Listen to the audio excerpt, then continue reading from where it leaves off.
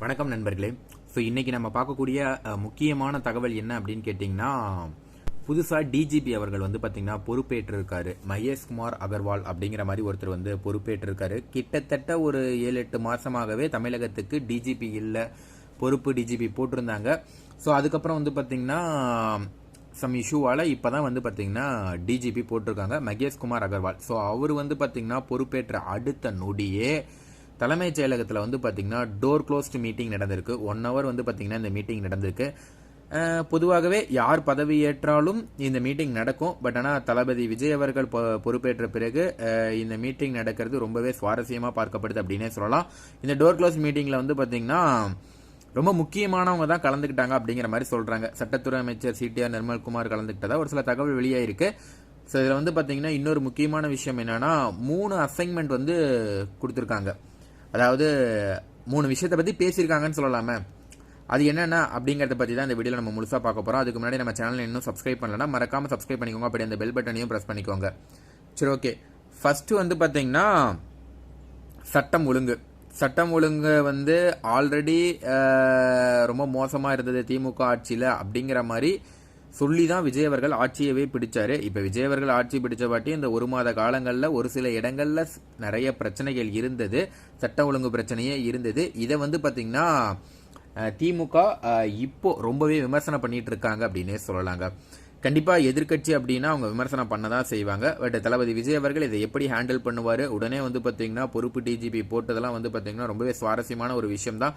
டக்குன்னு போட்டு நிறைய எஸ்பியெல்லாம் மாற்றிருக்காங்க. அதை பற்றியும் தொடர்ந்து பேசலாம்.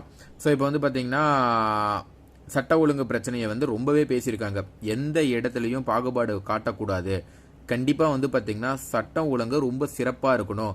எங்கெங்கெல்லாம் எந்தெந்த ஏரியாலலாம் வந்து பார்த்திங்கன்னா ரவுடிசமோ அட்டகாசமோ நடக்குது, எந்த இடத்துல என்ன கட்ட பஞ்சாயத்து நடக்குது, எந்த இடத்துல என்ன பிரச்சனைகள் நடக்குது, அது எல்லாமே உடனே வந்து பார்த்திங்கன்னா சரி கொண்டு வரணும் அப்படிங்கிற மாதிரி வந்து பார்த்திங்கன்னா முதல்ல அந்த விஷயத்த என்ன மாதிரிலாம் பண்ணலாம் அப்படிங்கிற விஷயத்த வந்து பார்த்திங்கன்னா டிஸ்கஸ் பண்ணியிருக்காங்க. இது வந்து ஒரு விஷயம்.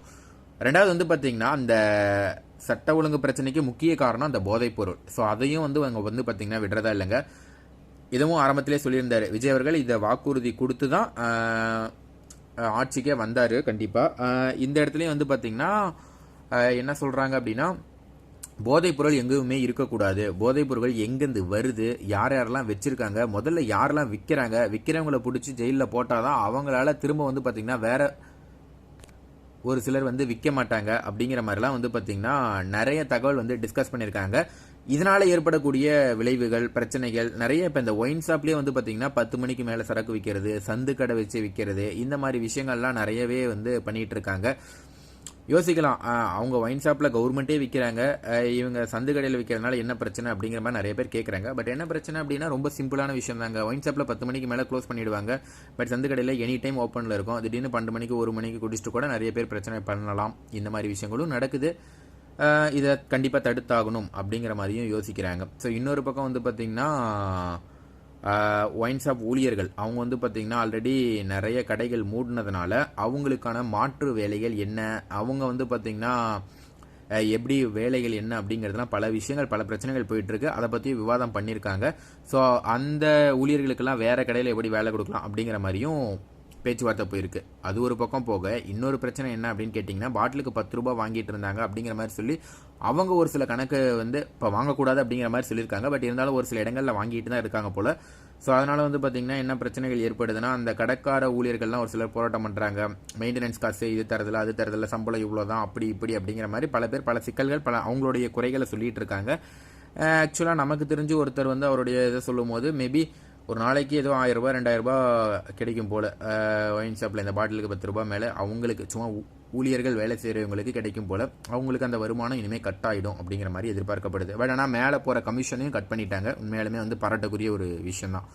அடுத்தது வந்து பார்த்திங்கன்னா 3வது என்ன பேசியிருக்காங்கன்னா, இது திரும்பவும் அதை 3மே வந்து சட்ட ஒழுங்கை பேஸ் பண்ணி தான். 3வது என்னென்னா சட்ட ஒழுங்கு. அது என்ன அப்படின்னு பார்த்தீங்கன்னா, அந்தந்த ஏரியாவில் இருக்கக்கூடிய எஸ்பி இப்போ நேரடியாக இப்போ சென்னையில் எப்படி வந்து பார்த்திங்கன்னா மகேஷ்குமார் அவர்கள் வந்து சென்னையில் இருந்தாலும் டிஜிபியாக இருந்தாலும் அவர் வந்து ஒட்டுமொத்த தமிழ்நாட்டையும் தான் பார்த்துக்கணும். அப்படிங்கிறப்ப அந்தந்த மாவட்டங்களோட எஸ்பி வந்து கரெக்டாக கண்ட்ரோல் எடுத்து சட்ட ஒழுங்காக பாதுகாக்கணும். யாரெல்லாம் சிறப்பாக பண்ணுறாங்களோ அவங்களுக்கு சிறப்பான விருதுகள், சிறப்பான முறையில் ஒரு சில விஷயங்கள் பண்ணப்படும் அப்படிங்கிற மாதிரியும் வந்து பார்த்திங்கன்னா டிஸ்கஷன் போயிருக்கு. எந்த இடத்துலையும் எங்கேயும் வந்து பார்த்திங்கன்னா சட்ட ஒழுங்கு வந்து பிரச்சனை வரக்கூடாது. எந்த ஒரு மாவட்டத்தில் ஒரு இது நடக்குதுன்னா அதுக்கு எஸ்பி தான் பொறுப்பு அப்படிங்கிற மாதிரியும் வந்து பார்த்திங்கன்னா டிஸ்கஷன் போயிருக்கிறதா தகவல் வெளியே இருக்குது. ஸோ ரொம்பவே வந்து பார்த்திங்கன்னா சட்ட ஒழுங்கு இதுக்கப்புறம் எந்த பிரச்சனையும் வரக்கூடாது, இதுக்கு முன்னாடி வந்த பிரச்சனைகள் இருக்கக்கூடாது, முடிஞ்ச அளவுக்கு முற்றிலும் குறைக்கணும், அப்படி குறைக்க முடியலனாலும் ஓரளவுக்காவது குறைக்கணும் அப்படிங்கிற மாதிரி வந்து பார்த்திங்கன்னா பேச்சுவார்த்தை நடத்தியிருக்கு. ஸோ இந்த டோர் க்ளோஸ்டு மீட்டிங்கில் ஸோ ரொம்பவே வந்து பார்த்திங்கன்னா சிறப்பாக இருந்திருக்கு. சரி, ஓகே. இன்றைக்கி இன்னொரு முக்கியமான தகவல் என்னென்னா, நம்ம போன வீடியோ இதுக்கு முன்னாடி ஒரு வீடியோ போட்டிருந்தோம். அது என்ன வீடியோ அப்படின்னு கேட்டிங்கன்னா, இந்த ஒரு மாத ஆட்சியில் வந்து பார்த்திங்கன்னா விஜய் அவர்கள் பொறுப்பேற்று என்ன மாறி இருக்குது அப்படிங்கிற மாதிரி பார்த்துருந்தோம். ஸோ நிறைய பேர் வந்து பார்த்திங்கன்னா நாமளே அதை பார்த்ததில் இது வரைக்கும் பெருசாக எதுவும் மாறல, இதுக்கு மேலே மாறினா நல்லாயிருக்கும் அப்படிங்கிற மாதிரி தான் சொல்லி போட்டிருந்தோம். குறிப்பாக அந்த சட்டம் ஒழுங்காக இருக்கட்டும், அந்த ஹாஸ்பிட்டலாக இருக்கட்டும், பேருந்து வசதிகளாக இருக்கட்டும், வேறு என்னென்ன இஷ்யூஸ்லாம் வந்து இந்த 1 மந்தில் விஜய் அவர்கள் ஃபேஸ் பண்ணாரோ அதை பற்றிலாம் பேசியிருந்தோம். அதில் ஒரு சிலர் கமெண்ட் பண்ணியிருந்தாங்க. அவங்க வந்து என்ன சொல்லியிருந்தாங்க அப்படின்னா, முதல்ல ஒருத்தர் வந்து சொல்லியிருந்தார், முக்கியமாக என்ன சொல்லியிருந்தாரு அப்படின்னு கேட்டிங்கன்னா, தனியார் அதாவது அந்த வீடியோவில் தெளிவாக என்ன சொல்லியிருந்தோம் அப்படின்னா, ரொம்ப சிம்பிளாக சொல்லியிருந்தோம். ஒரு அரசு மருத்துவமனையில் வந்து பார்த்திங்கன்னா தனியார் மருத்துவமனை போல் இருந்தால் நல்லாயிருக்கும், அப்படி இருந்தால் நல்லாயிருக்கும் அப்படிங்கிறது தான் டாப்பிக்கு. அது மாதிரி மாற்றுறதுக்கு ஏதாவது ட்ரை பண்ணால் நல்லாயிருக்கும், அதுதான் கரெக்டாகவும் இருக்கும் அப்படிங்கிற மாதிரி அந்த வீடியோவோட ஒரு கரு வந்து பேசியிருந்தோம். அதுக்கு அவர் என்ன சொல்லியிருந்தாருன்னா, அந்த லாஜிக்கே புரிஞ்சிக்கல போல். என்னென்னா, தனியார் மருத்துவமனையில் போனாவே 1000 ரூபா பில்லு போடுறாங்க, இது பண்ணால் 10,000 பில்லு போடுறாங்க, அது பண்ணால் 15,000 பில்லு போடுறாங்க, இது போட்டால் மொத்தமே சும்மா போயிட்டு ஒரு ஏதாவது பிரச்சனைன்னு போயிட்டு வந்தால் 10 லட்ச ரூபா பில் போடுறாங்க, ஆனால் அரசு மருத்துவமனையில் 10 லட்ச ரூபா பில் இல்லை அப்படிங்கிற மாதிரி சொல்கிறாரு. பட் இங்கே டாபிக் வந்து அது கிடையாது. அதாவது குறை சொல்கிறது கிடையாது, மாறினா நல்லாயிருக்கும் அப்படிங்கிறது தான் டாபிக். பட் அவர் என்ன புரிஞ்சுக்கிட்டாரு அப்படிங்கிறது நமக்கு தெரியல. மேபி உங்களுடைய தனிப்பட்ட கருத்து என்ன அப்படிங்கிறதையும் கமெண்ட் பண்ணுங்கள். ஏன்னா ஒரு அரசு மருத்துவமனையாக இருக்கட்டும், அதுவும் ஒரு தனியார் மருத்துவமனை போல் இருந்தால் நல்லாயிருக்கும்னு சொல்கிறேனே தவிர அது அரசே தான் ஏற்று நடத்தணும், அது தனியார் மையமெல்லாம் ஆக்கக்கூடாது.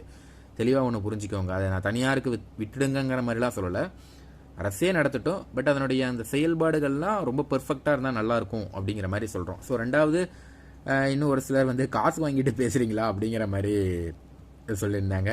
பட் காசு வாங்கிட்டுலாம் பேசலைங்க, இது சும்மா ஒரு ஒரு ஒரு எண்ணம், நல்லா இருந்தால் நல்லாயிருக்கும், இந்த மாதிரி விஷயங்கள் தான் நல்லாயிருக்கும். ரொம்ப சிம்பிள். அந்த தனியொருவன் ஒரு படம் வந்தது, அதில் சொல்லியிருந்தாங்க பார்த்தீங்களா, ஒரு தனியாரால் ஒரு விஷயத்தை எடுத்து நடத்தும் போது, சிறப்பாக நடத்தும் போது ஏன் வந்து ஒரு அரசாங்கத்தால் எடுத்து நடத்த முடியாது அப்படிங்கிற மாதிரி சொல்லியிருப்பாங்க. ஸோ அந்த கருத்தின் அடிப்படையில் தான் சொல்கிறோம். ஒரு தனியார் சிறப்பாக நடத்துகிறாங்க அப்படிங்கிறப்ப அதை விட சூப்பராக கவர்மெண்ட் நடத்தலாம். ஏன்னா கவர்மெண்ட் கிட்ட ஆள் இல்லையா, யார் இல்லை. ஏன்னா இப்போ நார்மலாக ஒரு ஸ்கூலே எடுத்துக்கோங்க, ஒரு கவர்மெண்ட் ஸ்கூல் எடுத்துக்கோங்க, நிறைய பேர் கவர்மெண்ட் ஸ்கூலில் படிக்கிறாங்க, ப்ரைவேட் ஸ்கூலில் கொஞ்சம் கம்மி பேர் தான் படிக்கிறாங்க. கவர்மெண்ட் ஸ்கூலில் எடுக்கக்கூடிய டீச்சர்ஸ் எல்லாருமே டெட் எழுதி ரொம்ப ப்ரில்லியண்ட்டாக சூப்பராக படிக்கிறவங்க அவங்க மட்டும்தான் எடுக்கிறாங்க. அது ரொம்ப தரமான டீச்சர்ஸாக அவங்க வந்து பார்த்திங்கன்னா எடுக்கிறாங்க. அதே போல் ப்ரைவேட் ஸ்கூலில் அப்படி கிடையாதுங்க. ஒரு 7,000 ரூபாயோ 8,000 ரூபாயிலேருந்து 15-20 ரூபா அதை கிளாஸுக்கு தகுந்த மாதிரி சம்பளத்துக்கு ரொம்ப கம்மியாக தான் எடுக்கிறாங்க. அவங்க டேலண்ட் வந்து எடுப்பாங்க, பட் ஆனால் எந்த அளவுக்கு டேலண்ட்டாக இருப்பாங்கன்னு தெரியாது. அவங்க டேலண்டானவங்களும் எடுத்துக்கோங்க, டேலண்ட் இல்லாதவங்களையும் கூட எடுப்பாங்க. ஆனால் ரொம்ப டேலண்ட்டாக இருக்கவங்க எல்லாமே கவர்மெண்ட் ஸ்கூலுக்கு தான் போவாங்க, டீச்சர்ஸாக ஸ்டாஃபாக வந்து பார்த்திங்கன்னா போவாங்க.